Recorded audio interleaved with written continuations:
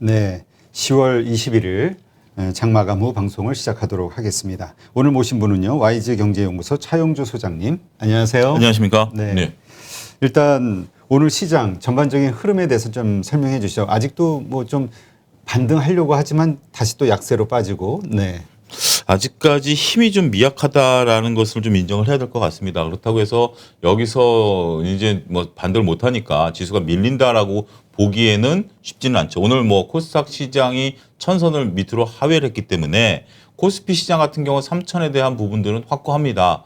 하지만 코스닥이 좀 빠지긴 했는데 그렇다고 해서 그렇게 다시 한번 재차 반락하느냐 뭐 이런 의미를 두기는 좀 어렵다라고 보여지고요. 삼성전자가 7만 전자를 나름대로 버티려고 노력을 하고 있기 때문에 시장에 있어서의 바닥은 이미 찍었다 이렇게 좀 말씀드릴 수가 있겠습니다. 현재 지금 고객예탁금이 65조대를 유지하고 있는데 와, 고객예탁금 65조 제가 한 30년 주식시장에 있는데 처음 봅니다. 이렇게 한 2년 가까이를 1년 반이죠. 60조대 이상을 유지한다라는 게 어마어마한 이 증시에 대한 관심 아직도 식지 않았다라고 말씀드릴 수가 있겠고 증시에 있어서 또 하나의 호재라고 하고 역설적으로 말씀드릴 수 있는 것은 그 신용 잔고가 26조까지 육박했다가 23조대로 좀 주저앉았어요. 그러니까 이번에 2,900포인트대까지 밀릴 때 뭐 조금 소위 좀 안타까운 분들이 몇 분 계시긴 하시겠습니다만 시장 입장에서 보면은 급한 매물들은 일정 소화가 됐다. 따라서 시장을 밀어내릴 만한 요소는 없다. 단지 아쉬운 것은 지난주 같은 경우 이제 프로그램에 의해서 기관들의 매매가 휘둘리는 모습들을 보였는데 역시 외국인과 기관의 수급 없이는 어떠한 이유든지 간에 지수가 조금 강하게 올라가기에는 아직까지는 체력이 부족하다. 3분기 실적 시즌이 도래했는데도 불구하고 이런 부분들이 현재 뚜렷이 나타나고 있지는 않다. 조금 아쉽다. 이렇게 좀 표현 좀 드려야 될 것 같습니다. 네. 하여튼 시장, 일단 기본적으로 그러면 지금 시장에는 좀 양극단적인 얘기가 있잖아요. 예. 이제 좀 약세장으로 가는 과정 아니냐. 네.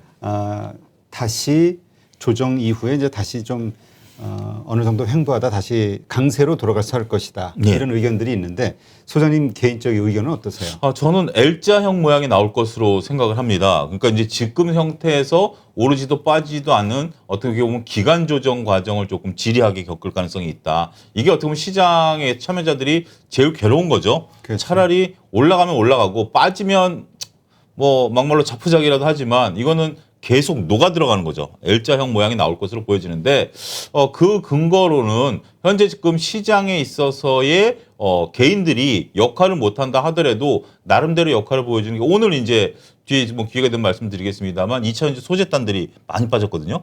그럼에도 불구하고 지수가 그렇게 생각만큼 조정을 안 받았었고 삼성전자가 8만 전자에서 7만 전자 내려올 때도 물론 3,200에서 2,900까지 밀리긴 했었습니다만 뭐 이 정도 조정이야. 뭐 작년에 워낙 올라왔기 때문에 그렇게 뭐 위태롭다라고 말씀드리긴 좀 어렵고요. 뭐 카카오도 그렇고요. 뭐 어떻게 보면 지수 관련 또 시장에서 인기를 끌었던 종목들이 크게 조정을 받았음에도 불구하고 다른 종목군들이 활발하게 올라가다 보니까 우리가 불과 뜨거운 여름 할 때는 2차전지 소재가 모든 걸 다 이끌 것으로 봤는데 그게 쉬어주니까 이제는 또 게임 엔터주들이 또 시장을 이끌어주거든요. 이런 식으로 시장은 살아있는 생물체처럼 움직이면서 지수도 받치고는 있습니다만 결국 지수 영향력이 있는 삼성전자라든지 아니면 현대차, 카카오 등이 움직일 때까지는 조금 조심스럽다. 그리고 이런 것들이 지금 바로 움직일 만한 뭐 동인도 그렇게 그러니까 요소들도 그렇게 크지 않기 때문에 그러한 요소들이 찾아올 때까지는 조금 조심스럽다. 이렇게 개인적으로 좀 보고 싶습니다. 네.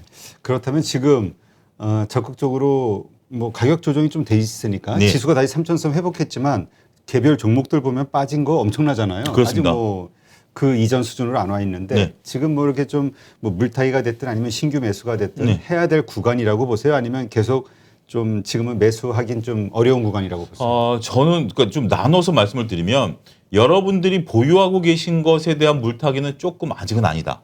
그러니까 뭐 어떤 주식이 됐던 아무래도 그 개인 투자자들이 생각이 그렇죠. 내가 갖고 있었던 종목이 좀 빠지면 물타기 하고 싶은 게 인간의 심리예요. 그렇지만 그렇다고 해서 물타기를 해서 지금 수익을 낸다라는 거 대표적으로 뭐 몇몇 종목들 개인 비중이 높은 3대장 있는 거 아니겠습니까? 현대차라든지 삼성전자, 카카오 같은 경우인데 이런 걸 물타기하기보다는 오히려 좀 눈을 돌려서 급등 주식을 또 따라 샀자니 이것도 불안한 것도 사실이고요. 2차전지 따라 했다가 지금 물리신 분들도 계실 수도 있고 그렇죠. 그렇다고 게임주 따라가자니 이것도 불안해서 오히려 매수를 좀 하는 과정에 있어서는 배당주를 봐라. 그러니까 지금 현재 배당 시즌이 불과 이제 2달 정도밖에 남지 않은 상황 아니겠습니까? 따라서 그럴따라면 차라리 지금 주가가 빠졌을 때 고배당주를 사게 되면 배당 수익률은 올라가죠.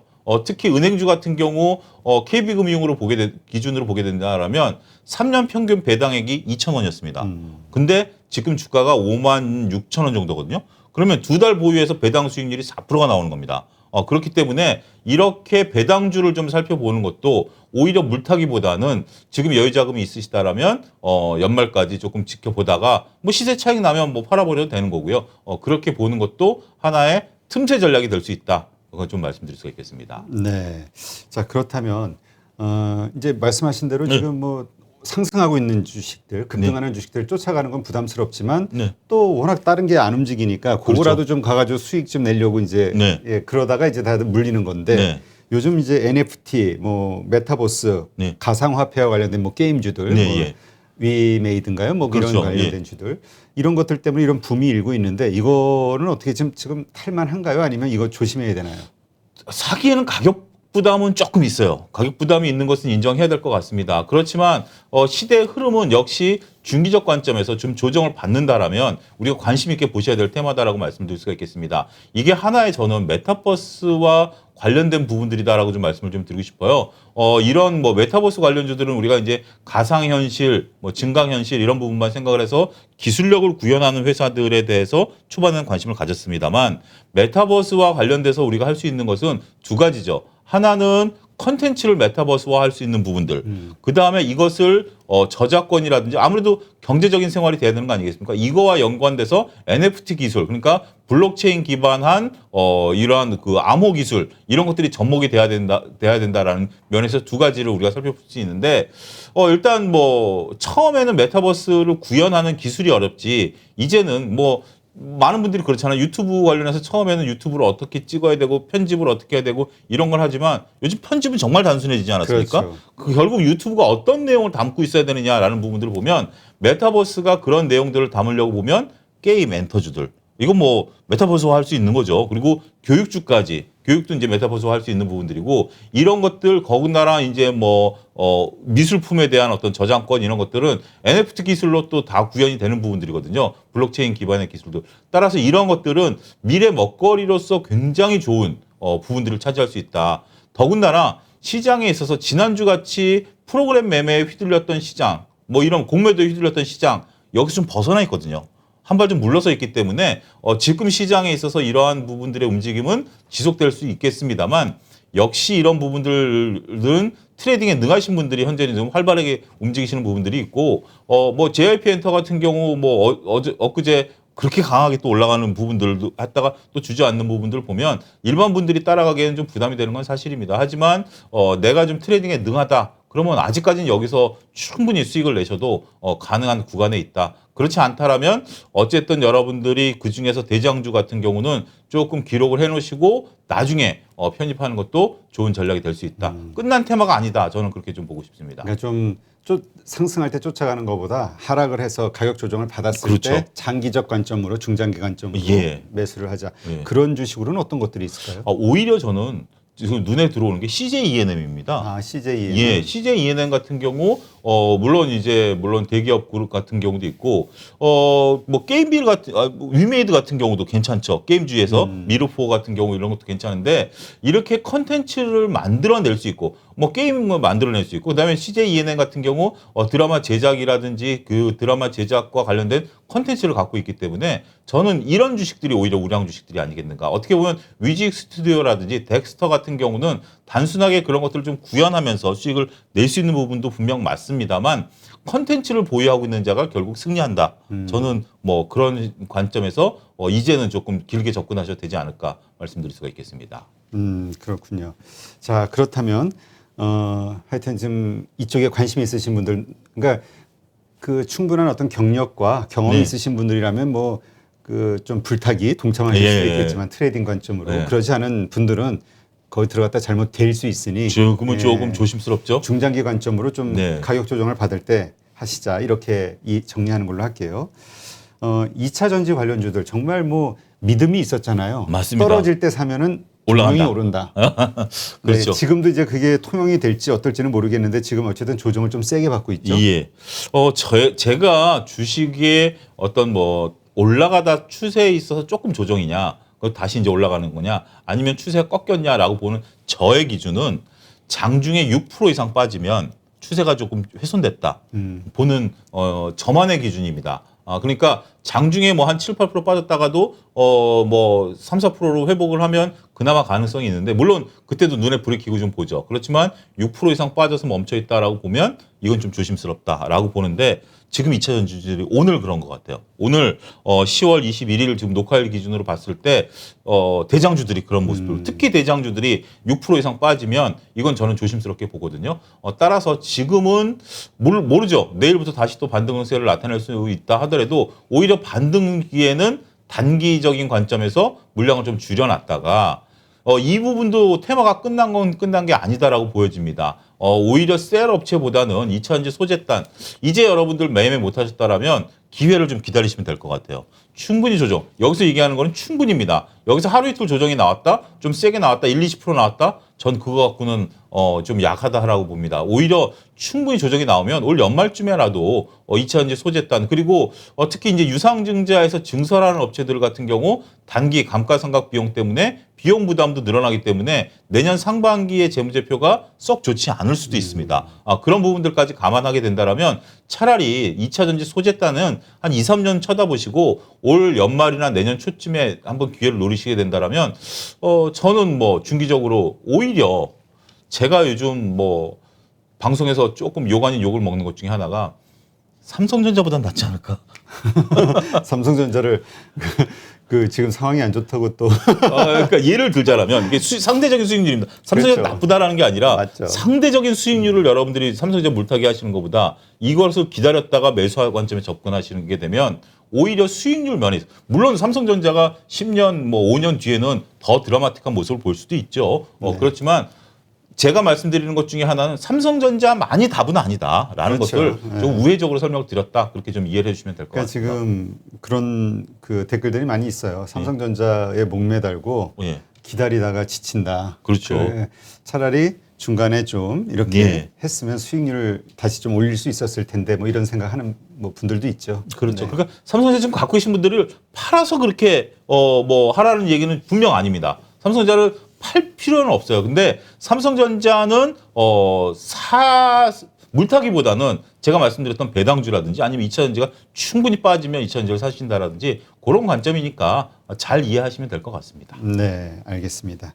하여튼 2차 전지 지금 막 며칠 떨어졌다고 그냥 급하게 하루 그렇죠. 이틀 떨어졌다고 예, 급하게 들어가는 것보다는 충분히 그 조정 흐름을 좀 지켜보다가 예, 예. 네, 좀 지지가 될 때 그렇습니다. 그때 이제 좀 매수해서 기다리자. 그게 한 2, 3개월 후쯤 사도 될 괜찮다 것 이렇게 보시는 같아요. 거죠. 그러니까 만투자분들이 좀 급하세요. 그러니까 삼성전자도 8만전자 깨졌을 때 정말 사야지 막 이렇게 하신 분들 많았고, 그게 7만 5천 원 깨지니까 또 사야지 뭐 이런, 그러니까 예를 들어드리는 겁니다. 삼성전자 나쁘다라는 게 아니라 좀 조급하신 것 같아요. 그러니까 조금 충분히 빠졌을 때 들어가신다라고 하면 그게 바로 안전마진 아니겠습니까? 우리가 가치 대비해서 빠지는 폭이기 때문에 고점 대비 빠진 게 안전마진은 아니고요. 가치 대비 빠진 게 안전마진이기 때문에 그러한 개념 정립도 이번 참에 하시면 좋지 않을까 말씀드릴 수 있겠습니다. 네, 알겠습니다. CJENM 예. 그 다음에 지금 말씀하신 그 새로 증설을 하는 지금 대장주들, 2차 전지 소재. 예, 그렇습니다. 그럼 거기가 어디일까요? 그 첨보. 첨보도 그렇고 에코프로도 그렇고요. 에코프로그램. 예, 다 증설합니다. 그러니까 이게 굉장히 저는 기업에 있어서 두 가지 면을 저는 굉장히 드라마틱한 변화다라고 말씀드릴 수가 있는데, 하나는 적자에서 흑자로 전환되는 거고요. 하나는 증설입니다. 증설을 한다라는 것은 기업 입장에서 하루 이틀 만에 결정되는 건 아니지 않습니까? 그렇죠. 하루 이틀 만에 결정되는 것도 아니고 대표님도 지금 우리 815 모니터를 만약에 사세를 확장한다 그러면 정말 심사숙고해서 미래가 확실할 때만 이제 하는 건데 기업 입장에서 지금 그러한 것들이 한두 기업을 하는 게 아니라 대부분의 소재업체들이 하는 거 아니겠습니까? 그러면 소재업체들 입장에서 보면 정보가 없는 것도 아닐 텐데 야 A사 한대 우리도 할까 이게 아니라 우리도 하는데 A사도 한대 그럼 우리가 접을까? 아니야 A사랑 우리랑 같이 해도 이 시장의 파이는 커질 것이야 이런 결론을 내렸기 때문에 이 시장을 지금 개척한다는 거 아니겠습니까? 지금 2차 전지 시장은 어마어마하게 저는 커질 것으로 보여집니다. 그러면 셀업체를 사도 되지 않느냐? 현재 지금 외국인들이 LG화학 예를 들어서 LG화학을 사고 있는데 LG화학을 사서 100만 원까지 들고 있으면 되지 않을까 생각하실 수 있는데 저는 그 부분은 좀 조심스러운 게 이게 셀업체 같은 경우는 물론 LG화학 같은 경우도 미국 업체와 지금 손을 잡아서 공장을 증설하고 합니다만 시간이 저는 셀업체한테는 오히려 독이다. 무슨 얘기인가 하니 자동차 완성업체들이 만들어내건 못하건 그건 이제 나중에 문제지만 2025년부터 30년까지 내재화를 하겠다라고 지금 선언을 해놓은 상황이기 때문에 지금 시간이 갈수록 내재화 속도는 빨라질 수밖에 없겠죠. 그러면 셀업체에게는 미래의 어떤 조금 조심스러운 부분들 있을 수가 있고요. 그렇다면 거기에 다 공급을 하는 소재업체들에 대해서는 오히려 호재로, 그러니까 서로 상반된 미래가 현재 지금 펼쳐질 가능성이 있다. 그렇게 좀 말씀드릴 수가 있겠습니다. 네, 그렇군요. 그러니까 그 가운데서 우리가 그러면 조금 네. 주린이 분들 위해서 좀 정리를 해주면 네. 그럼 우리가 우리 소장님 개인적으로는 어디를 좀 탑픽으로 보세요? 조정받을 때 매수할 만한? 저는 지금 에코프로 그룹 아니 LNF 그룹, LNF라든지 에코프로, 에코프로 같은 경우 에코프로 BM도 있고 여러 가지가 있으니까 이런 쪽들 그리고 첨보 이게 3대장 아니겠습니까? 이런 쪽들에 대해서 관심을 좀 갖고 역시 대장주. 그리고 2차 전지에서 조금 여러분들 발이 좀 나가면 2차 전지와 관련해서 알루미늄 소재라든지 아니면 특수한 소재라든지 이런 쪽들에 대해서도 다 돌고 돌았거든요. 근데 저는 그런 것들은 오히려 조심스럽다. 그러니까 기업이 소재를 바꾸고 생산 라인을 바꾼다라는 것은 이건 엄청난 비용 부담이에요. 그러니까 실험실에서 효율성은 좋을 수가 있겠죠. 효율성은 좋을 수가 있겠습니다만 기존 시설을 바꿔가지고 그 효율화를 높인다? 그거는 쉽지 않죠. 생산 라인을 다 바꿔야 되는데. 그리고 거래처에서도 그런 것들에 대한 안전성 검증을 다시 시작해야 되기 때문에 비용의 증가거든요. 그렇기 때문에 그 경제학 용어로 보면 메뉴 코스트라고 있습니다. 이게 뭐냐면 식당에서 예를 들어서 한 10% 정도 가격을 올려야 되는 요인이 발생을 했어요. 그러면 10% 올리기 위해서 메뉴판을 다 바꿔야 되는 거 아니겠습니까? 그렇죠. 그러면 고급 식당에서는 이 비용을 들이느니 차라리 10%를 안 올리겠다라는 비용이에요. 그러니까 만약에 효율성이 20% 올라간다 하더라도 그런 것들을 적용하는 데 들어가는 비용 대비해서 이 효과가 낮다라면 아무리 2차 전지가 좋다 하더라도 이게 납품이 안 될 수도 있습니다. 그러니까 너무 새로운 신소재에 대한 부분들은 조금 우리가 한번 고민해 봐야 될 부분들이 있다. 말씀드릴 수가 있겠습니다. 네. 하여튼 잘 고민하셔서 조정받을 때 한번 잘 선택하시고요. 지금 노바백스 지난 새벽에 갑자기 그냥 그 백신 품질에 대한 의구심이 떠오르면서 그러니까요. 엄청 빠졌어요. 15% 이렇게 내려온 것 같은데 어떻습니까? 이게 또 국내 생산 이렇게 계약 관련돼서 이렇게 계약된 곳들이 있잖아요. 그렇습니다. 대표적으로 SK바이오사이언스죠. 노바백스 그렇죠. 이제 위탁 생산을 하겠다라고 계약을 맺었는데 지금 이게 쉽지 않을 것 같아요. 더군다나 국내 같은 경우 일부 백신에 대해서 지금 이상을 통과하지 못한 것들도 정부가 어찌됐든 끝까지 가보자. 그래서 정부가 이번에 밀어붙여 3상까지 갑니다만 외국은 좀 경우가 다르죠. 지금 현재 백신 품질에 대한 것들이 그리고 백신이 지금 없는 것도 아닌 상황이기 때문에 노바백스 백신에 대한 부분들 다행스러운 것은 주가가 그렇게 오늘 국내 주식들은 많이 빠지는 않습니다만 이게 영향을 미칠 가능성이 높아요. 그러니까 지금 위탁 생산을 하고 있는 지금 현재 위탁 생산을 하고 있는 SK바이오사이언스나 삼성바이오로직스 같은 경우 영업이익률이 2020년 기준으로 위탁 생산 전만 하더라도 영업이익률이 한 25% 정도였습니다. 나쁘지 않았죠. 근데 위탁 생산을 시작한 상반기 때 해서 2021년 6월 달까지 영업이익률을 보면 무려 40%대입니다. 상당히 마진이 보장이 되네요. 마진이 보장이 된 겁니다.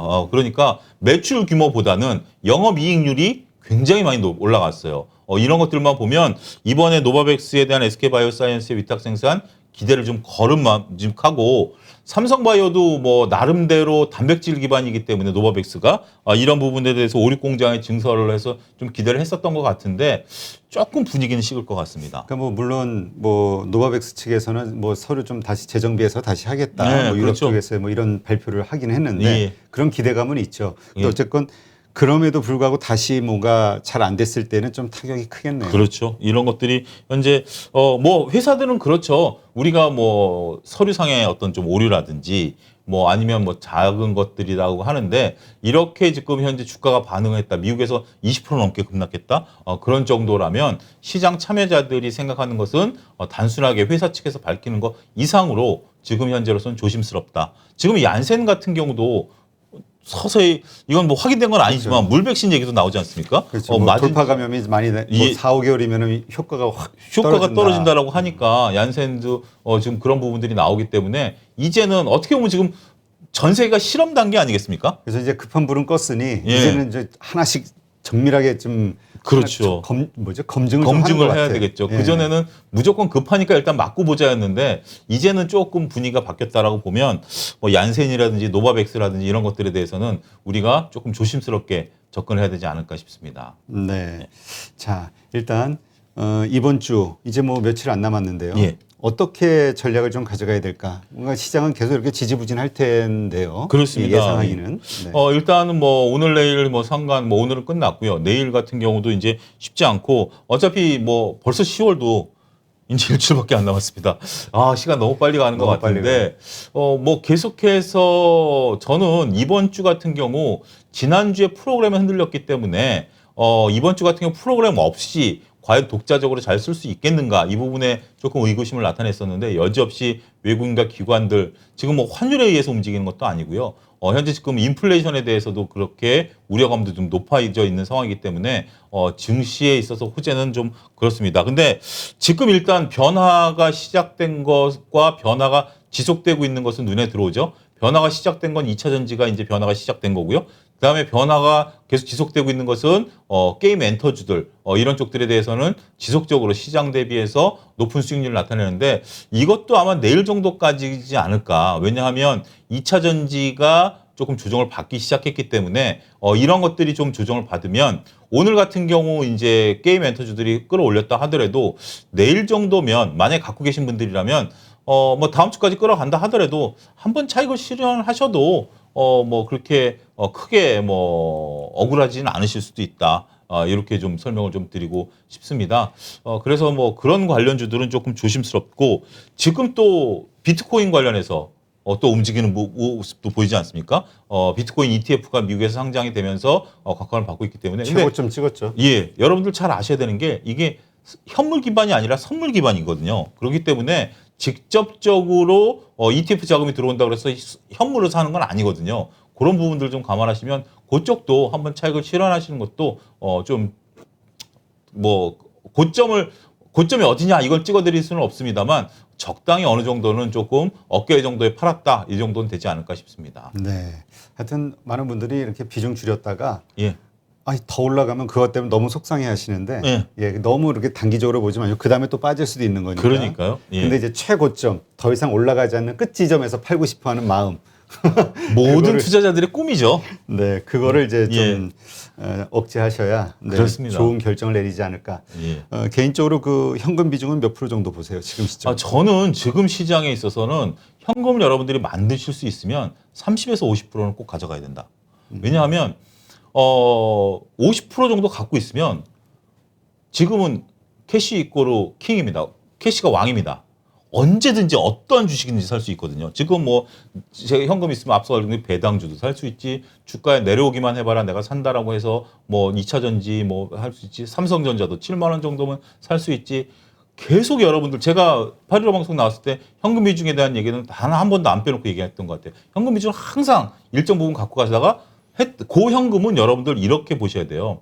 한쪽에 우리가 집에 경제도 생활하다 보면 생활비 쪽으로 일정 부분 띄워놓는 부분 있지 않습니까? 그런 거 역할은 한 1, 20%는 항상 있으셔야 돼요. 그러다가 그걸로 이제 조금 물타기했다 다시 빠져나오고 하는데 지금은 굳이 팔 필요는 없습니다만 현금이 만약에 월급이 계속 들어온다라든지 연말에 보너스가 들어온다라든지 이런 부분들 같은 경우는 정말 잘 활용하시면 1년 좀 고생하셨던 거 한두 달 사이에도 충분히 복구하실 수 있다. 저는 그렇게 보고 싶습니다. 자, 그러면 그 현금 보유 비중을 언제 어떻게 사용하느냐? 예. 이게 이제 또 이슈겠죠. 그렇습니다. 그걸 잘 적절히 사용하셔야 되는데 이거를 현금을 이게 참 투자자마다 어려운데 분산 투자를 하느냐 집중 투자인데 저는 개인적인 성향은 집중 투자입니다. 네. 분산 투자를 하게 되면 길게 가는 거고요. 그 대신 수익률은 다소 떨어질 수 있습니다. 근데 집중 투자는 단기간에 시세 차익을 노릴 수가 있겠죠. 연말에 보너스 나온 걸로 배당주 투자해서 2, 3% 은행 수익률을 확보해 놓고 그다음에 시작하면 웬만큼의 어떤 뭐 작은 변동성 같은 경우는 이겨낼 수 있는 힘이 좀 되겠죠. 그리고 2차 전지라든지 이런 데서 한 10%씩 먹었다 그러면 오히려 1년 내내 현금을 좀 여유롭게 갖고 있으면서 이렇게 치고 빠지기 식으로 할 수 있다. 제가 항상 강조드리는 게 게릴라 전법이기 때문에 우리가 항상 주식을 할 수는 없잖아요. 그런데 딱 시점을 노리기 위해서는 현금 비중을 갖고 있다가 그 시점을 노렸다가 다시 빠져나오고 이런 식의 전략을 잘 구사하는 그거 여러분들이 한번 고민해 보시고 내가 어떻게 하는지에 대한 것들을 좀 좀 보신다라면 여러분들 이런 경우가 전 최악인 것 같아요. 돈이 생길 때마다 야 좋은 종목 없어? 그러면 예를 들어서 여러분들의 자산이 한 3천만 원 투자하시는데 이 3천만 원이 한꺼번에 있으면 상관없죠. 이달에 100만 원 생겼는데 야 뭐 투자해야 돼? 삼성전자 오케이 100만 원. 그다음에 다음 달에 한 50만 원 생겼는데 50만 원 카카오 50만 원. 그다음에 뭐 하니까 또 LG화학 뭐 70만 원. 이런 식으로 백화점식으로 투자를 하시면 죽도 밥도 안 됩니다. 진짜 그거는 죽도 밥도 안 됩니다. 우리가 백화점 차린다라고 증권 이제 우리끼리 농담을 얘기하는데 백화점 차리시면 삼성전자가 상한가를 쳐봤자 전체 수익률이 한 1% 올라가나? 뭐 LG화학이 삼성 하한가 쳐봤자 그럼 빠질 때도 그러고요. 그렇게 하지 마시고 여러분들이 딱 자금 계획을 세우셔가지고 내가 이 자금 갖고는 어떤 종목, 몇 프로 포트폴리오 뭐 이런 식으로 하신다라면 뭐 내년부터 뭐 올해 많이 실수하셨다라면 내년에 충분히 만회할 수 있는 기회 있으니까 그 대신 이렇게 하셔야 만회를 하시지 계속 돈 생길 맞다 주식을 사서 모은다? 저는 그 전략은 조금 조심스럽다. 말씀드릴 수 있겠습니다. 자, 그럼 앞으로 돈이 나오시는 분이라면은 예. 그 쓰지 말고 계속 모으자. 그렇습니다. 모아서 괜찮은 주식에 사서 그 수익률을 좀. 네, 그렇습니다.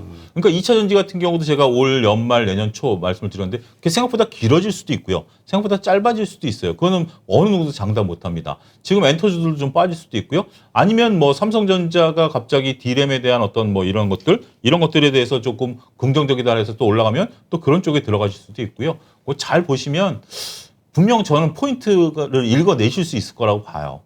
현금이 있으면. 그걸 몇 번 참다 보면 신중해지고 그러다 보면 이게 뚜렷하게 보이는데 그렇지 않고 보일 때마다 사면 아무것도 안 보인다 오히려. 그렇죠. 그렇게 좀 표현하고 싶습니다. 이게 조금 떨어지면 아, 좀 싸네 이러고 금세 사게 되잖아요. 네. 근데 말씀하신 대로 정말 바닥 아니면 정말 많이 빠졌을 때 네. 사야 이게 돈이 되는 건데 그렇습니다. 그걸 참 항상 헷갈린단 말이에요. 지금이 항상 바닥 같으니까 사니까. 예. 그걸 어떻게 객관적으로 좀 확률을 높일 수 있을까? 이렇게 저는 표현을 드리고 싶어요. 여러분들 심심하시면 요즘 인터넷 쇼핑 많이 하시잖아요. 네. 뭐 예를 들면 쿠팡 같은 데서 그냥 저도 가끔 심심하면 뭐 추리닝이라도 좀 사볼까? 저는 스포츠 의류를 좋아해서 그런 것들 좀 사볼까? 운동화를 좀 바꿔볼까? 뭐 이런 거 보면 어쩔 때 뭐 싸게 나온다라고 해서 정말 2, 3만 원짜리, 1, 2만 원짜리 이런 거 사는 경우가 있어요. 근데 그런 거 지금 집에서 그거 다 갖다 처분하라고 지금 난립니다. 그러니까 제대로 활용이 안 되는 거죠. 뭐 옷태도 안 나고 뭐 입어보니 얇기도 하고 뭐 어떻게 보면 마감도 제대로 안 되고 하는데 한번 제가 한번 집에서 된통 혼난 이후에 이제 신중해졌어요. 분기에 한 벌 딱 정해졌어요. 그러니까 분기에 한 벌 사려면 지금 수많은 지금 제 그 쿠팡 기준으로 보면 70개까지 바구니에 담겨요. 70개가 꽉 차 있습니다. 그런 상태에서 이런 것들을 하다가 신중하게 사면 정말 그 옷은 저한테 맞는 옷이 되거든요. 그렇죠. 그러니까 여러분들도 조금 참으세요. 기회가 이번만 있는 거 아닙니다. 참다 보면 뭔가 물론 그렇다고 해서 100% 성공하는 건 아니지만 확률은 올라갈 수 있다. 이렇게 비유적으로 좀 우리 설명드리죠. 조금 요 앞전에 예. 보면 전체가 뭐 2,600 생각하고 막 이렇게 최악의 공포 분위기가 조성될 때 네. 그때가 타이밍일 수 있을까요? 그럴 수도 있죠. 2,600까지 뭐 가고 뭐 한다 그러면 그때 현금이 있으면 속으로 웃죠. 아, 그렇게 많이 떨어지는 게 아니라 예. 그런 분위기가 조성이 될 때. 아, 그렇죠. 제가 작년 3월에 저는 운 좋게 주식을 좀 살 수 있었는데 그 전부터 저는 현금을 계속 갖고 있었거든요. 코로나가 중국에서 이게 나왔을 때부터 이거는 좀 심각한데 그러고 현금 비중을 높여놓으니까 다른 분들이 공포에 있을 때 우리가 그렇잖아요. 벤저민 그레이엄이 안전마진이라는 개념을 도입을 한 분이신데 벤저민 그레이엄이 안전마진은 우리가 생각하는 것 대비해서 70% 할인된 가격이다라고 얘기하셨어요. 그러니까 조금 싸다라고 안전마진이 성립된 게 아니라 30% 정도 이상은 30% 정도 이상이 돼야 돼요. 만약에 20% 정도 되면 워렌 버핏이 얘기한 담배꽁초 매매법이죠. 이거 뭐 한두 대 피고 나면 좀 팔아야 되고 2, 3%씩 먹고 팔아야 되고 여기 물론 능하신 분들은 괜찮습니다만 일반 투자자들이 그러기 쉽지 않거든요. 수수료 감안하고 기회비용 감안하면 그렇기 때문에 안전마진이 올 때까지는 오히려 연말에 돈이 생기면 이거는 하늘이 준 기회일 수도 있다. 이렇게 좀 생각하시고 종목을 좀 신중하게 오히려 참고 또 참다가 한번 하면 확률은 좀 올라갈 수 있다. 여러분들 생각해 보십시오. 한두 달 전만 하도 종목이 안 보이다가 지금 또 이렇게 되다 보니까 메타버스 관련주들 올라가죠.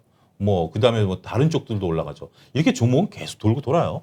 분명 종목은 나옵니다. 그리고 8.15에서 계속 말씀드리잖아요. 좋은 종목들 말씀드리니까 그런 것들 여러분들 잘 보시면 될 것 같습니다. 네. 그러니까 그냥 쉽게 현금을 들고 있어도 그걸 쉽게 쓰지 말고 계속 사용하지 않으려고 노력을 해야겠네요. 네, 그것도 한 가지 또 현금을 안 쓰는 방법 중에 하나가 요즘 증권사들이 고객들을 위한다라고 RP 그러니까 이제 고객 예탁금을 채권을 사놓거든요. 그러니까 이제 그게 자동 매매를 합니다. 무슨 얘기인 거 아니? 3시 반에 장이 딱 끝나면 4시까지 정리하잖아요. 그러면 4, 5시 정도 되면 이게 채권으로 싹 옮겨가요. 그러다가 8시쯤 되면 이 채권을 딱 풀어놓습니다. 그러면 이제 현금으로 보이죠. 아침에 여러분들이 HTS나 MTS를 키면 현금이 보이다가 저녁 때 한번 켜보세요. 현금이 안 보이고 채권이 보일 거예요. 근데 그거를 매일 그러다 보면 이제 복리로 이자가 1, 20원씩 붙는데 그거를 증권사 전화하셔가지고 내가 매매하겠다라고 얘기를 하세요. 무슨 얘기인 거 아니? 자동으로 샀다 팔았다가 아니라 내가 매수 주문을 내는 거예요. 채권. 그리고 내가 주식을 살면 만약에 내가 10시 반에 삼성전자를 사야 되겠다 그러면 채권 매도 바로 삼성전자 매수 주문 누를 수 있거든요. 그렇기 때문에 그렇지 않으면 우리가 인간 심리라는 게 뭘 사놨다 그러면 이게 교체라고 생각을 하지 현금이 있으니까 사야지. 이 마음이 저 같은 경우는 좀 마음이 안정이 되더라고요. 그런 것도 어떻게 보면 소소한 팁이다 이렇게 말씀드릴 수가 있겠습니다. 네, 알겠습니다. 그러니까 강제적으로 쉽게 매매를 못하도록 네. 스스로 좀 얽매여 놓자. 그렇습니다. 네, 이렇게 예. 이해를 할게요. 예. 자, 테슬라 지금 실적이 상당히 좋게 나왔어요. 예. 지금 반도체 부족하고 얼마 전까지만 해도 이렇게 심각할 줄 몰랐다 이런 그 이야기까지 나왔었는데 어쨌든 실적은 좋게 나왔고 네. 차 반도체 해소 부족의 그 해소가 이제 좀 서서히 보이는 거 아니냐 이런 기대감 때문에 한국 주식들도 많이 올랐잖아요. 현대차, 기아, 모비스. 예. 어떻습니까? 이제 지금 자동차주의 향방에 대해서는. 테슬라가 저는 이게 과연 테슬라에게 득인지 독인지 모르겠는 게 테슬라가 1조 한 9천 우리나라 돈으로 이익이 나왔어요. 어마어마한 이익이죠. 그리고 1조를 그렇게 넘어선 이익이 나왔는데 일단 실적만 그렇게 나왔고 이 부분에 있어서 두 가지 체크 포인트인데 하나는 비트코인에서 얼만큼 수익을 냈는가 그 부분과 하나는 재고가 늘었느냐 줄었느냐 이 부분인데 어찌됐든 표면적인 이유에서만 놓고 보더라도 제가 말씀드린 독이냐 득이냐라고 봤을 때는 중국 비중이 너무 높다라는 거. 중국 비중이 이번에도 중국 앨런 머스크가 얘기한 게 중국 때문에 살았다라는 식으로 표현을 한 것 같더라고요. 저도 언론 기사를 통해서 보니까. 그러니까 중국이 생각만큼 잘 팔렸다라는 거예요. 근데 테슬라가 지금 중국 시장에서는 굉장히 선방을 합니다만 지금 미국만 하더라도 이제 픽업 트럭 나오죠. 그렇죠. 그런 것들 때문에 회사도 상장을 하게 되면 미국인들은 픽업 사랑이 어마어마한 나라이기 때문에 픽업 전기차가 나오면 그리고 국내에서 테슬라가 이미 추월을 당했죠. 우리나라 현대기아차에 대해서. 정말 아이오닉, EV6 이거 보면 속된 말로 우리 아들 표현에 하면 아빠 저거 보다가 테슬라 보니까 테슬라가 좀 구려. 원래 차 만들던 곳이니까. 예. 그런 데서 이제 소비자들의 마음을 사로잡는 그런 젊은 층들이 올 때 그런 부분들을 보면 테슬라는 중국에서 아직은 좀 명품 이미지가 있기 때문에 이걸 언제까지 끌어가느냐 그런 부분들이다라고 말씀드릴 수가 있고 요건 이제 테슬라에 한정되는 거고요. 질문하신 반도체가 이제 결국 풀려야 되는 거 아니겠습니까? 지금 여러분들 저도 이제 자동차 회사 다니시는 분을 우연찮게 알아서 얘기를 해보니까 재밌는 사실은 고급 차종이 지금 인도가 더 지연이 되고 이 반도체가 많이 들어가니까 반도체가 적게 들어가는 단순 모델 같은 경우는 별로 안 기다린답니다. 그러니까 기본적으로 들어가야 되는 반도체 가지고는 차를 만들어내는데 여기에 옵션을 붙이면 붙일수록 이게 반도체가 들어가니까 그거는 인도가 늦어진답니다. 그런 부분들인데 글쎄요, 뭐 이거는 좀 뚜껑 열려봐야 됩니다. 이게 이 차량용 반도체라는 게 삼성이 왜 안 만들겠습니까? 삼성이 건드릴 게 아니에요. 삼성이 건드릴 만한 그러한 급이 안 되고 이거는 중소기업단에서 건드릴 수 있는 정말 차량용 반도체가 어떻게 보면 계륵이 된 거죠. 삼성이 아무리 뭐 바이든이 불러도 삼성이 안 만드는 거 아니겠습니까? 이건 삼성급이 아니고 동남아에서 만들어내는 급인데 이제 동남아가 셧다운이 좀 풀려가고 있기 때문에 이러한 부분들에 있어서 차량용 반도체 수급은 좀 개선될 가능성이 높다라고 애널리스트 분들이 얘기를 하시더라고요. 근데 이거는 좀 뚜껑을 열어봐야 된다라고 말씀드릴 수가 있겠고 단 한 가지 그나마 차량용 반도체에 대한 인도 지연 부족이 일어나는 거 그런 부분들이 있어도 저는 자동차주들이 크게 흔들리지 않을 거라고 보는 게 저 같은 경우 아이오닉을 계약을 했다가 차량용 반도체가 없어서 3개월 기다리세요. 죄송합니다. 이게 이게 뭐 변이 바이러스 때문에 연돼서 6개월 기다리세요. 저는 기다릴 것 같아요. 지금 외제차 같은 경우 모 모델 같은 경우 저도 얘기를 들어보면 내년 이맘때 인도되는 모델들도 있거든요. 그래도 기다리시잖아요. 우리가 그렇다고 해서 모델을 바꾼다? 이건 극소수죠. 그렇기 때문에 전반적으로 차량용 반도체에 대한 인도 부족, 인도 지연으로 실적이 좀 떨어진다 하더라도 신차 모델에 대한 효과가 살아있다라면 결국 그거는 주가에 빨리 반영될 수 있다. 너무 그렇게 걱정할 문제는 아니다. 저는 그리고 팔려야 될 차는 팔리게 마련이다. 만약에 예를 들어서 코카콜라 마실래다 펩시콜라 마실 수 있는 무차별한 그러니까 경제용어로 차별화가 없는 그런 제품이 아니라 이거는 아이오닉 살려다가 테슬라 산다? 이거는 또 말이 안 되거든요. 그런 부분들을 좀 감안해야 되는 재화가 아니겠는가 말씀드릴 수가 있겠습니다. 그러면 지금 현대차, 기아, 모비스, 뭐 자동차 부품주 지금 매수의 기회라고 보세요? 아니면은 아직은 좀 더 지켜봐야 된다? 일단 스토리대로 흘러가는 기업은 아닌 것 같습니다. 그러니까 우리가 사실 상반기에 되게 기대했었잖아요. 6월, 맞습니다. 5, 6월, 예. 뭐 7월. 근데 뭐 전혀 다른 모습을 보여줘서 주가 흐름이. 예. 그리고 우리가 현대기아가 지금 잘 나간다 하더라도 다른 글로벌 완성 업체들이 워낙 잘 나가고 있기 때문에 현대기아만의 독주는 좀 조심스럽다. 지금 물론 뭐 제네시스 시리즈라든지 이런 것들이 중국 시장에서 호평을 어떻게 또 받을지 모르겠고 이번에 제네시스 전기차 모델 같은 경우도 국내에서 상당히 좋을 수는 있습니다만 글로벌 시장에 있어서 그렇게 선전한다? 이런 소식은 좀 없는 것 같아요. 그러다 보면 전반적으로 글로벌 시장에 있어서의 어떤 뭐 바로미터라고 그럴까요? 이런 것들이 좀 드러나기 전까지는 조금 조심스럽다. 지금 현재 아무래도 전기차 시장은 1위가 중국인데 테슬라가 아직까지 중국에서 하고 있고 또 한 가지 시간이 갈수록 자동차 업계에도 이것도 좋은 소식은 아닙니다. 지금 화장품 업체가 그런 것처럼 자동차도 중국의 전기차의 로컬 업체들의 약진. 우리가 결국 처음에 현대차 같은 경우 제가 어릴 때만 하더라도 20, 30년만 하더라도 일제차에 비하면 형편없는 차였습니다만 지금 일본차 살래 국산차 살래 그러면 가격도 비슷한데 일본차 사는 사람은 옛날같이 그렇게 많지 않지 않습니까? 그런 것처럼 시간이 갈수록 현대기아차에겐 독이 된다.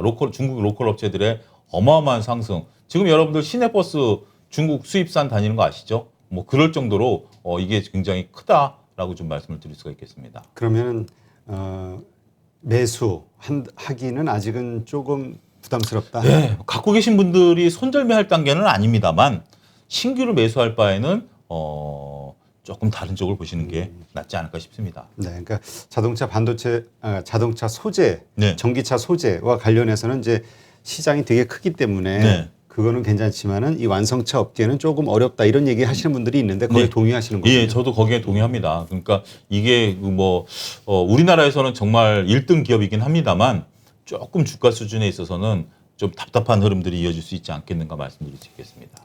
그리고 이제 삼성전자 우리 7만 원까지 이제 깨가지고 아주 시급하게 했었는데 예. 뭐 다시 7만 원대는 회복을 했죠. 예, 그렇습니다. 지금 하이닉스도 마찬가지고 예. 계속 지금 우려가 되는 게 이제 반도체 D램의 네. 어떤 가격 하락, 그 다음에 공급 과잉 이런 것들인데 예. 이 부분은 어떻습니까? 이 부분은 더욱더 셈법이 어려워지는 것 같습니다. 지금 애널리스트 분들이 입을 닫기 시작했지 않습니까? 그러게 하향 리포트가 좀 나오고 목표가 예. 하향 리포트가 나오고 조용해요. 조용합니다. 그리고 여러분들 혹시 증권사 리포트 중에 4분기 실적, 내년 전망 실적 나온 거 보셨나요? 없어요.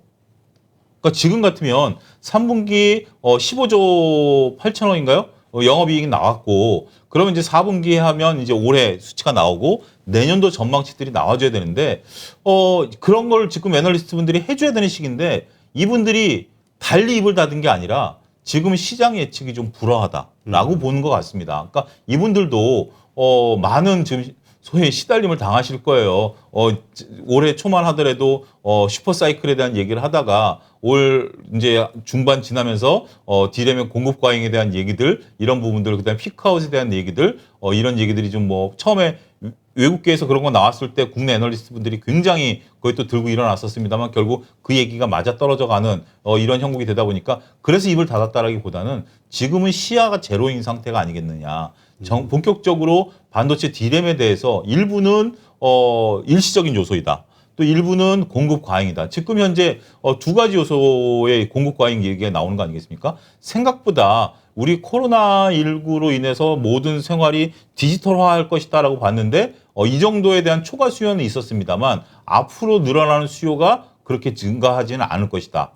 라는 게 이제 첫 번째 비관적인 시각이고 두 번째는 이제 코인 시장에 대해서 중국의 단속이 나섰다 보니까 이런 쪽들이 수요가 채굴과 관련된 예 그런 부분들이 좀 있다라고 말씀드릴 수가 있겠고 한편에서는 긍정적인 요소로 하는 게 이제 DDR5 시대가 열리고 그렇죠. 뭐 이렇게 된다라면 수요가 늘어날 것인가라는 건데 어디에 경중을 둬야 될지 애널리스트 분들도 아직까지는 오리무중인 것 같아요. 그래서 지금 상태에서는 어떤 쪽에 베팅을 하기에는 특히 저희들 같이 정보력이라든지 이런 것들이 부족한 사람들 입장에서는 일단은 지금 7만 원에서 횡보할 가능성이 높기 때문에 잠깐 깼다 올라왔다 잠깐 깼다 올라갈 때 일단 상황을 좀 지켜보죠. 상황을 좀 지켜보고 그 대신 제가 말씀드린 것처럼 이것도 물타기 하지 마시고요. 보유하고 계시면 일단 어차피 좀 길게 보유하시려고 삼성전자 사신 거 아니겠습니까? 좀 상황을 보다가 움직이기 시작하거나 아니면 리포트들이 나오기 시작하거나 분명 이들도 올해 연말 내년 초에는 답을 내놓을 겁니다. 그때까지는 조금 진드간이 기다리시는 것도 하나의 전략이 되지 않을까 말씀드리겠습니다. 네. 그러니까 지금 싸졌어. 네. 8만 원, 9만 원대 생각하면 지금 싸니까. 그렇죠. 그럼 뭐 언젠가 장기 투자로 생각하면 언젠가 오르겠지. 이렇게 네. 생각하고 저가 매수 기회다 생각하고 들어오는 분들도 있잖아요. 그렇습니다. 그런 분들도 있는데 근데 과연 9만 원이 고점이었을까요? 근데 8만 원에서 9만 원 갔을 때 개인 투자자 비중이 제가 정확히 기억은 안 납니다. 한 7, 80%였다라는 어떤 그런 내용을 기사를 본 것 같아요. 그러니까 결국 개인분들이 올렸던 거예요. 그때 당시 슈퍼사이클에 대한 얘기 나오면서 가자 10만 전자 외치면서 이렇게 들어오셨던 분들인데 그거 생각하면 좀 싸지 한 30%, 20, 30% 싸졌죠. 하지만 20, 30% 갭을 여기서 메울 건지 여기서 메운다 하더라도 좀 확인하고 좀 들어가는 게 마음 편하지 않을까요? 여기 어떻게 보면 이게 다 우리가 주식 투자라는 게 기회비용 따져야 되는 거기 때문에 그런 쪽으로 보면 뭐 100% 비관적인 건 아닙니다. 그렇지만 조금 그들 애널리스트 분들이 입을 열기 시작할 때까지는 좀 관망하는 것도 나쁘지는 않을 것 같습니다. 네, 알겠습니다. 하여튼 지금은 공격적이기보다는 네. 좀 지키는 네. 좀 보수적인 투자를 하자 이렇게 그렇습니다. 이해를 하면 예. 되겠네요. 우리 지난번에도 한번 좀 다뤘던 것 같은데 네. SK 지주사 네. SK의 어떤 성장성 네. 또 SK텔레콤의 분할 이후의 어떤 성장성 네. 이런 것들에 대해서 얘기했는데 한번 그와 관련해서 좀 점검 한번 해주시죠. 예. SK그룹 같은 경우 저는 상당히 연초만 하더라도 굉장히 긍정적으로 보면서 다양한 자회사들에 대한 어떤 상장 이슈라든지 아니면 최태원 회장의 상공회의소 의장이라든지 뭐 이런 쪽들 대외적인 분위기를 상당히 좀 긍정적으로 봤습니다. 근데 제가 조금 놓쳤던 것은 두 가지인데요. 하나는 우리가 SK그룹이 현재 지금 나아가고 있는 방향은 과거의 어떤 SK그룹의 어떤 은둔적인 이미지에서 이제 SK텔레콤을 인적 분할한 이후에 이런 부분들에 대한 공격적인 부분이 나설 것이고 인적 분할한 이후에 SK하이닉스에 대한 M&A 시장의 활성화 이런 것들은 충분히 기대할 수 있다. 이 부분은 인정합니다. 하지만 분할을 너무 많이 하면서 주주들에게 너무 많은 돈들을 요구하는 것 같아요. 그래서 이제 분할하고 그다음에 그걸 상장시키고 이런 과정에서 그거의 전철을 받고 있는 게 저는 또 하나 카카오다라고 말씀을 좀 드릴 수 있는데 어찌 됐든 뭐 카카오는 뭐 오늘은 뭐 주제가 아니니까 논의를 치다 하더라도 일단 뭐 이런 부분들에 있어서 많은 지금은 이 어떻게 보면 소수의 집중 이게 좀 필요한데 너무 분산하다 보니까 그 부분이 조금 아쉽다. 더군다나 여러 가지 기업들이 지금은 그 연초보다는 상황이 조금 변하면서 결국 SK 하이닉스에 집중하는 모습들을 보이긴 했는데 SK 하이닉스가 지금 현재 이런 D램 가격의 어떤 한계에 봉착하다 보니 SK 그룹이 조금 정중동 상태에 있는 게 아니겠는가. 거의 머물러 있었죠. 1년 내내. 1년 내내 머물러 있기 때문에 이런 부분들은 조금 수익률 면에 있어서는 상당히 좀 아쉬운 그런 결과를 초래하지 않았는가 말씀드릴 수가 있겠습니다. 네. 그래서 지금 SK도 그렇고 SK텔레콤 적극적으로 투자할 만하냐. 네.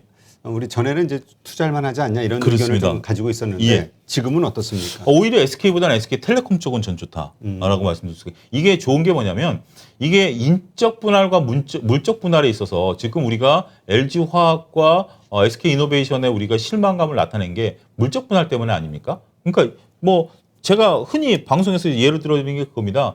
음식을 두 가지를 한꺼번에 담아준다고 해서 시켰더니 한 가지 음식만 갖다 주고 이 음식 나머지 또 음식 먹으려면 시키라는 거 아니겠습니까? 지금 LG화학 갖고 계셨던 분들은 화학과 배터리를 다 갖고 있었는데 이제 당신은 화학만 소유하니 배터리 하려면 돈 더 내고 배터리 사라는 거잖아요. 근데 SK텔레콤은 인적 분할입니다. 인적 분할은 지금 회사를 그대로 이렇게 수평으로 잘라서 둘 다 주는 거예요. 양이 좀 줄어든 것 뿐이지 둘은 나눠지니까. 근데 SK텔레콤 같은 경우 현재 지금 SK텔레콤이지만 텔레콤 비중이 50%밖에 안 돼요. 실질적으로. B텔레콤, 지금 11번가라든지 SK하이닉스라든지 이런 비중이 또 50%거든요. 그런 부분들이 되기 때문에 결국 이번에 인적 분할한 이후에 요 B통신회사를 키워내겠다라는 거 아니겠습니까? 따라서 인적 분할하기 전에 저는 SK텔레콤 사야 된다라고 봅니다. 이건 증권가에서도 그런 리포트를 내고 있는데 인적 분할하면 두 회사니까 두 개를 다 사야 돼요. 예를 들어서 물론 같은 돈으로 뭐 두 개를 다 살 수 있습니다만 지금 SK텔레콤을 갖고 있으면 통신회사와 근데 지금 통신회사도 드라마틱하게 변하고 있죠. 이제 5G 시대에서 변하고 있고 비통신회사까지 갖고 있을 수 있으니까 이 부분이 된다라면 SK텔레콤의 인적 분할은 투자자 입장에서 본다라면 그렇게 나쁜 전략은 아니다. 저는 그렇게 좀 말씀드리고 싶습니다. 네, 알겠습니다. 하여튼 SK텔레콤 투자하시는 분들 지금 우리 차 소장님이 주신 의견 잘 참고하시고요. 오늘 이제 5시 곧 그 이제 누리호 발사가 시작이 되죠. 오늘 흐름이 좀 있었어요. 그 우주항공주 어제까지는 좀 하락이었었던 것 같은데 별로 움직임이 없었죠. 네. 근데 오늘 하는 거 보니까 이제 성공 기대감인 것 같은데 물론 성공하겠지만 그렇죠. 성공 안 할 수도 있잖아요. 네, 안 할 수도 있죠.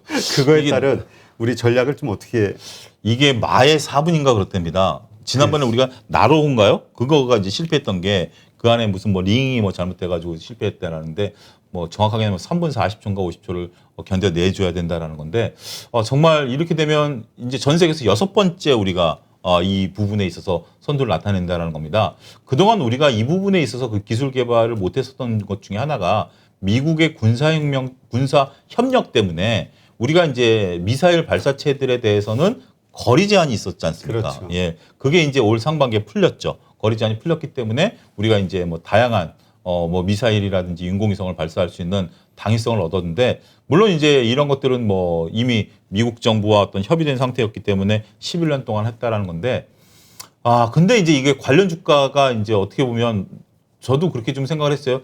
주초에 좀 오르다가 결국 발사대는 오늘 팔면 되지 않겠는가 봤는데 그러니까 대부분 그렇게 생각을 했는데 예, 그렇게 생각했는데 주가가 안 움직이니까 사람들이 안 들어가셨을 거라고요. 그러니까 지금 사기가 이거 뭐지? 오히려 반대인가? 뉴스에 파는 게 아니라 뉴스에 사야 되나? 뭐 이런 분들이 있는데 저는 이 이벤트는 끝났다라고 좀 보는 시각입니다.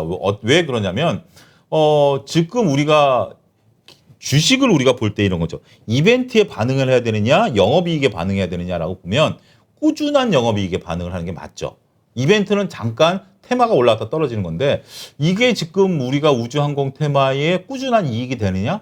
그건 아니죠. 그냥 하나의 단지 이벤트이고 상징적인 뿐이고 만약에 이게 성공하게 된다라면 만약에 뭐 동남아 국가들이 우리도 뭐 과거에 뭐 일본이라든지 뭐 러시아를 통해서 우리나라 인공위성을 위탁 쌓아올렸던 그런 경험이 있기 때문에 그러한 것들을 받게 되면 충분히 우리나라는 뭐 이번에 어제 대통령께서도 전투기를 타는 퍼포먼스를 보이면서 인도네시아 수출을 위한 이런 부분들도 보내셨기 때문에 이런 것들이 이제 이루어질 가능성은 열리는 거죠. 그러면 오히려 매수 관점의 접근도 가능하겠습니다만 그렇게까지 장기적으로 보고 투자하기에는 별로 다른 쪽보다는 재미없을 수도 있다. 저는 기대감이 지금 상당히 큰데 네. 앞으로 우주 항공과 관련한 네, 그 큰 기대감 대비 실질적으로 우리가 일상적으로 영업이익을 일으킬 만한 그러한 빅 이벤트면 틀림없습니다만 주식 시장에 미치는 빅 이벤트는 다소 좀 아닐 수도 있다. 그러니까 이번 이벤트로 예. 어떤 기대 효과는 소멸이 되고 그 다음부터는 그래 실적 한번 봐. 네, 이걸로 그렇죠. 갈 수 있다. 예, 그렇게 좀 볼 수 있다라고 말씀을. 그러면 주가 흐름은 우주항공주들은 조금 더 어려울 수 있겠네요. 어려울 수도 있죠. 좀 시간이 좀 오래 걸리겠죠. 뭐 지금 시간 같은 경우 오히려 지금 현재 항공우주 대표적으로 한국 항공우주 같은 경우는 어제 같은 인도네시아와 협상이 돼서 그걸 좀 수출한다 그러면 오히려 거기에는 좀 반응하겠죠. 어마어마한 금액이기 때문에 그런 부분들을 더 봐야 되지 않을까 싶습니다. 네, 알겠습니다. 하여튼 우주항공주 많은 분들이 기대하시는데 좋은 결과가 있었으면 좋겠다 하는 생각이 들고요. 이제까지 YG경제연구소 차용조 소장님과 함께했습니다. 오늘 좋은 시간 고맙고요. 방송 보시는 분들도 오늘 수고 많으셨습니다. 감사합니다.